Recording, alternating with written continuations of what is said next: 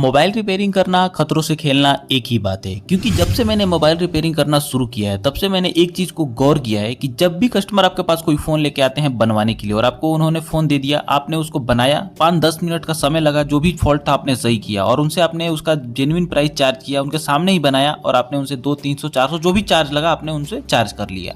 अब होगा क्या कि कस्टमर आपको वो पैसा देना ही नहीं चाहेगा, उनको लगेगा कि बहुत ज्यादा ले रहा है, भैया 200 ले लो, भैया 300 ले लो, या फिर भैया बहुत ज्यादा ले रहे हो। मतलब कहने का मतलब है कि आप उनके सामने अगर सही काम करके सही प्राइस